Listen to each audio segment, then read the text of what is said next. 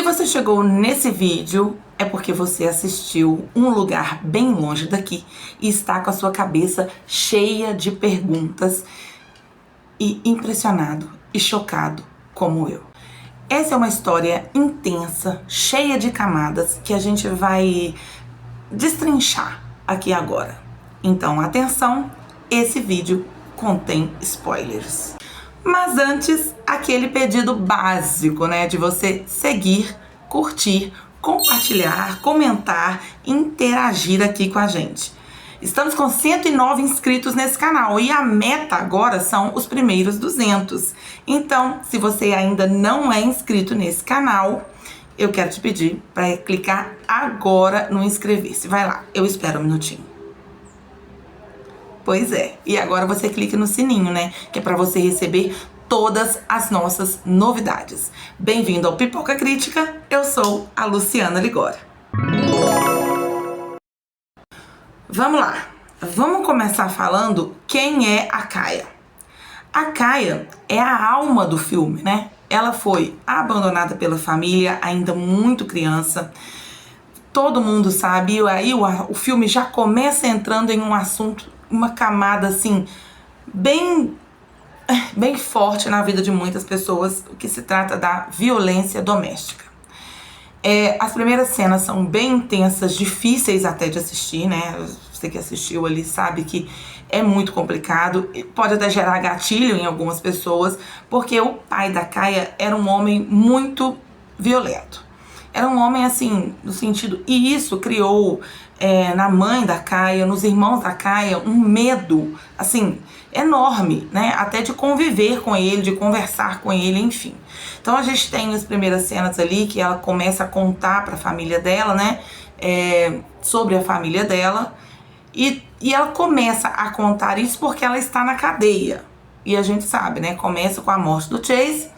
O Chase é encontrado sem vida lá no meio do pântano. E porque sim, foi a menina do pântano. Simplesmente porque sim. Então isso me deixou muito injuriada assistindo o filme. Gente, é isso porque sim. Pronto. E aí vamos acusar essa menina aqui. E então a gente tem essa primeira parte em que ela conta a história da família dela, porque ela cresceu abandonada no pântano, né? É uma narração leve, doce, mas muito, muito intensa. Ela te prende assim na tela. Você quer realmente entender. Será que foi essa menina? E o porquê?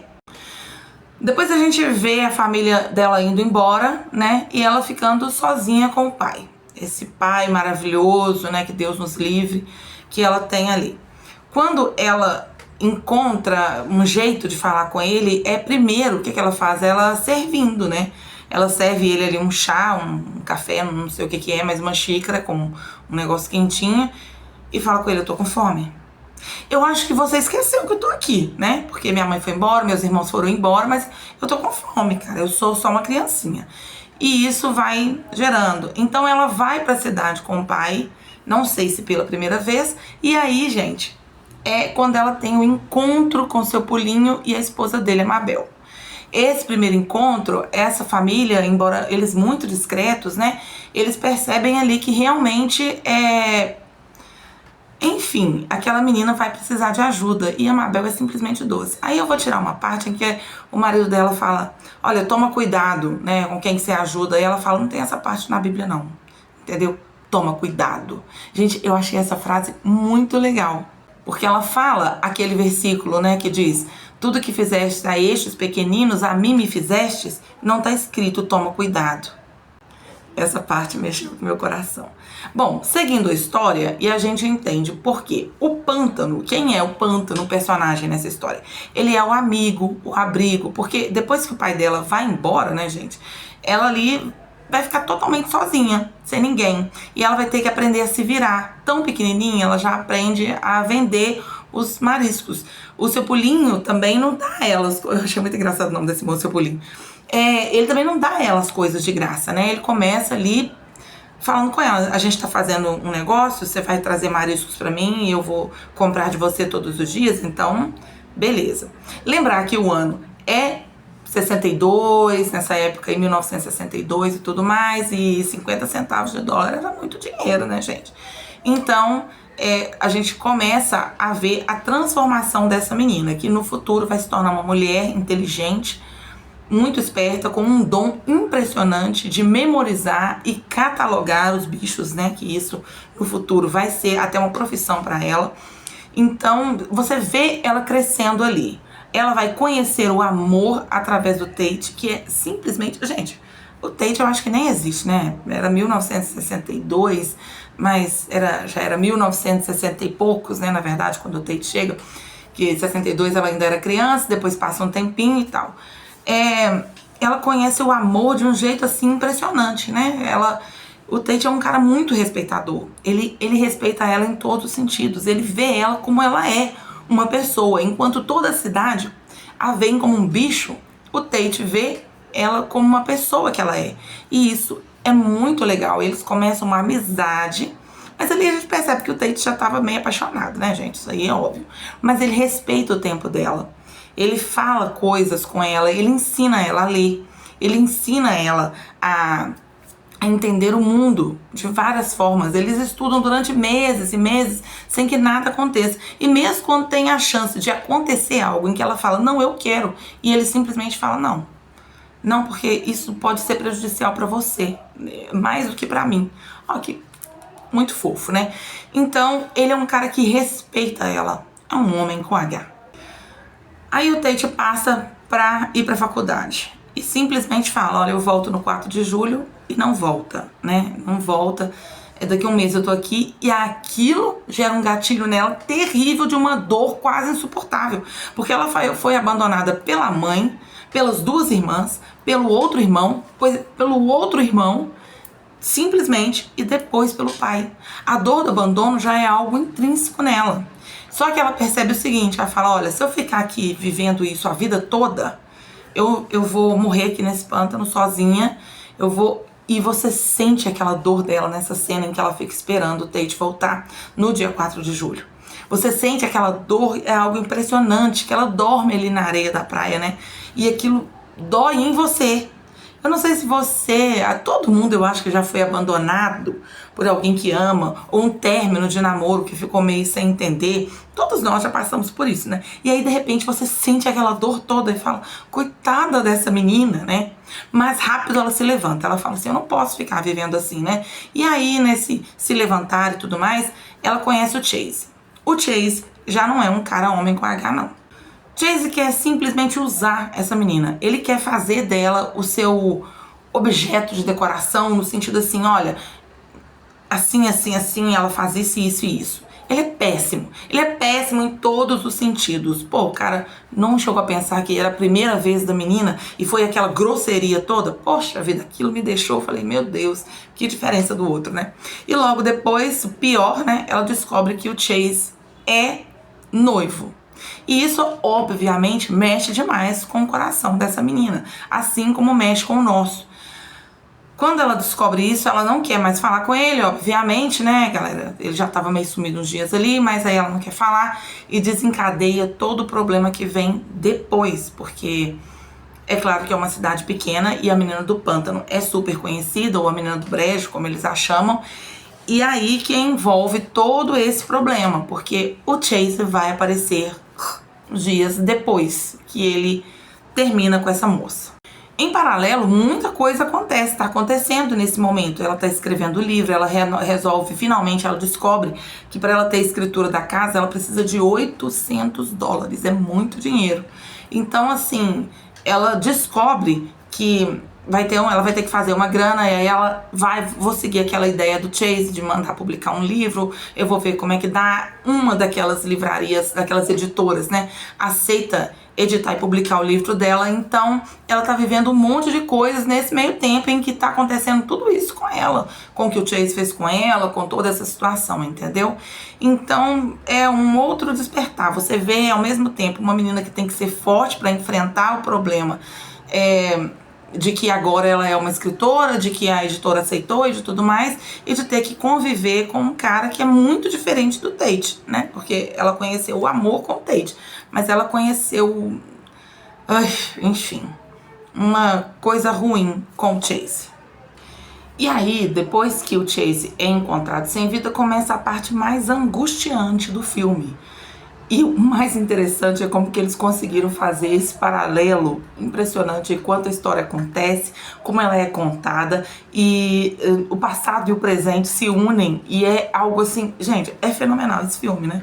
Pra gente que já assistiu o filme, você fala assim, gente, bom, enfim, tem muitas coisinhas que a gente vai falar pela frente. Mas parece que é como se a Kaia já tivesse sido condenada só pelo fato de ela morar sozinha no pântano. Foi ela porque foi.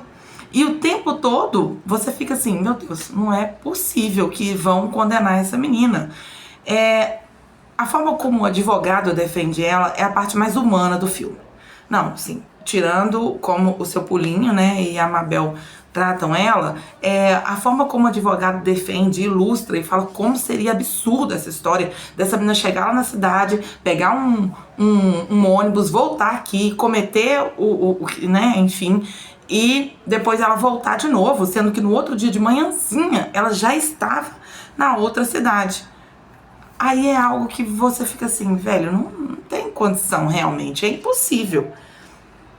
Mas isso vai num crescente, você começa a achar, quando o advogado dela faz a defesa dela, é uma das cenas mais lindas que tem. E a gente se envolve naquilo, e aí você pensa, não, realmente é impossível, né?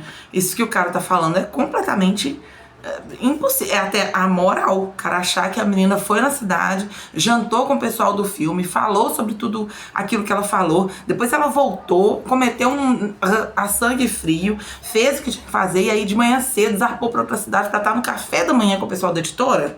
É realmente inconcebível isso, né? E aí a gente, bom, enfim, e aí vem a parte final do filme. Ela é inocentada, né? A essa altura, o Tate já tinha voltado para a cidade, né? Já tinha voltado formado, já com uma profissão, né? Ele já voltou ali disposto a ficar com ela, mas como ela também faria um cozinho doce, gente. Eu também faria assim, eu falava, não, você não me quis naquela época, agora você vai ter que... Mas é claro que ela queria ele de volta. É claro que ela estava muito machucada, porque a dor do abandono que ela sentiu, né? Quando a família a deixou, que ela levou anos para superar. E aí, de repente, ela conhece o Tate, conhece o amor, e o Tate vem e faz com ela a mesma coisa que a família dela fez. É uma dor insuportável, né? Um pouco antes disso, a gente também tem a volta do irmão, né? Quando ela começa a vender os livros e o irmão fala, ó, essa aqui é minha irmã, eu tenho que achar ela, né? Ele agora também é bem sucedido, ele é um cara lá do exército, então, visto, né, como bem sucedido. E o resto da família não se tem notícia, né? Ele chega a falar que a única coisa que ele sabe é que a mãe deles faleceu, mas tirando isso, você não tem mais. E aí tem essa reaproximação com o irmão, que era o mais novinho, né? Antes dela, o mais novo dos homens, e as duas irmãs não se fala mais delas, né? Na história. E um outro irmão também não é falado na história. Também não se tem mais notícias do pai. Mas a mãe, o irmão descobriu que ela faleceu. Isso assim, é uma outra parte do filme que me emocionou muito, sabe? Porque você fala assim, poxa, agora pelo menos o irmão dela voltou. É um vínculo que ela tem de volta. Tem o julgamento, ela é inocentada, aí vem o Tate vem, né? E o Tate já tinha deixado, o que ele fez? Ele remontou a casinha dela toda, porque a casa dela foi destruída. E aí, gente, enfim, e vem a parte final do filme. Toda aquela história que ela viveu com o Tate depois. Eles construíram uma vida juntos, não tiveram filhos, mas a gente vê a partida do seu Pulinho. E é engraçado como muito rápido, né? Mostra a partida do seu Pulinho. Ele foi embora e vem aquela frase, ele amava muito você, que eu chorei horrores. Gente, eu choro muito em filme, viu? Eu choro demais, não. E aí, a gente vem para uma parte do poema. Aquele poema. Vocês também sentiram assim que ela fala, não, antes dessa parte do poema vem a parte da partida dela, né? Que é uma cena de uma delicadeza tão gigante, gente, que eu só fazia chorar. E assim, é impressionante, porque quando ela fala assim, ela fala, quando eu partir, eu espero que seja rápido, né? E sem complicações. E aí, de repente, corta pra cena da mãe dela entrando, ela senhora, já bem velhinha. E aí vem a mãe dela entrando, né? e depois, e aí ela vai, é como se a vida passasse, e a mãe dela vem pra buscá-la naquele momento, né? E aí vem a pequenininha, fala, Má, e aí depois, aí ela já jovenzinha, chamando a mãe dela também, e aquela visão de repente, o Tate também já velhinho, encontrando ela caída no barco. É surreal essa cena. Aí a gente vem com a outra cena, pronto, que você fala, acabou a história, ela morreu. E então, o choque, o poema, agora sim, o poema. O poema, gente, foi algo pra mim assim, Jesus. Quando ele começa, quando ela lê, a gente tá ouvindo a voz dela ali, que ela é uma narradora da história, e a história é narrada de uma forma tão envolvente, né, gente? E ela vai falar assim, olha, e aí, por fim, a morte do predador. Quando ela falou isso, eu já estremeci. Mas quando ele... Aí tem a foto, né, do desenho que ela fez do Chase com o colarzinho. Esse colarzinho já tinha uma parte bem focada nele, envolvendo a mãe dele. Olha como é que eles envolveram a gente nessa história, né? A mãe dele fala desse colar que ela fez pra ele. Mas assim, nossa, ela dá uma ênfase gigante nesse colar, porque o corpo não estava com esse colar, né? Então assim, aí a gente vai voltando nessa parte da história. Eu falo, o paradoxo que eles fizeram entre o presente e o passado e o meio termo foi algo assim sensacional. E aí ela fala, não, ele vivia com esse colar, não tirava por nada, e foi ela que deu. Ela era a única pessoa interessada em tirar esse colar do meu filho, né? Porque era sobre concha, um colarzinho de concha com um negocinho de couro. Quem ia querer isso, né? E ele tava sem colar. Bom, aí a gente tem a revelação, né? O colar tava colado num livro. Ou seja, foi ela. Foi ela. Então, e aquilo foi um choque pra mim, gente. Eu fiquei simplesmente chocada. Eu falei, aí você começa a analisar. Sim, ela tinha os horários dos ônibus, porque ela pediu isso pro seu pulinho. Ela falou com ele, eu falei assim, eu quero todos os horários dos ônibus.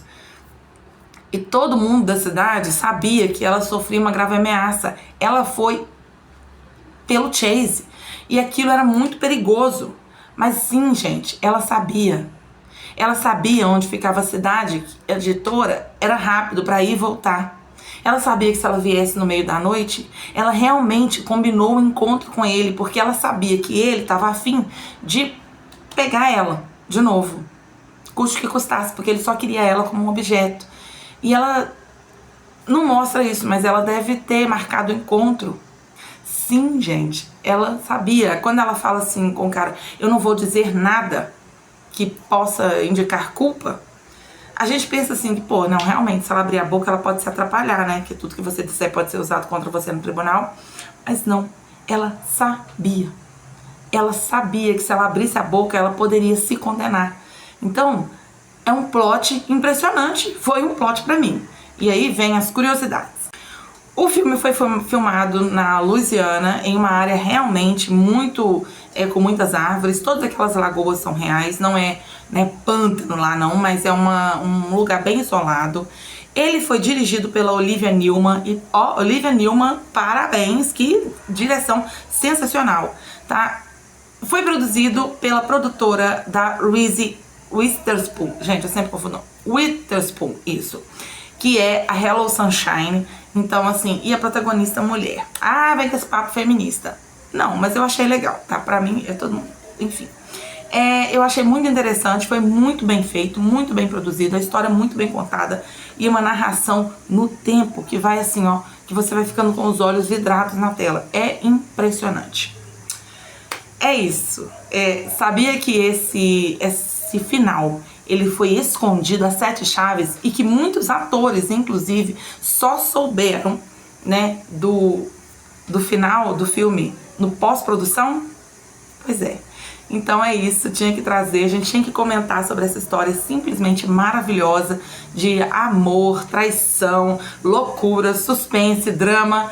E, gente, assim, é simplesmente impressionante. Se tem mais alguma curiosidade sobre o filme, deixa aqui pra mim. No mais, me segue, compartilha, se inscreve no canal.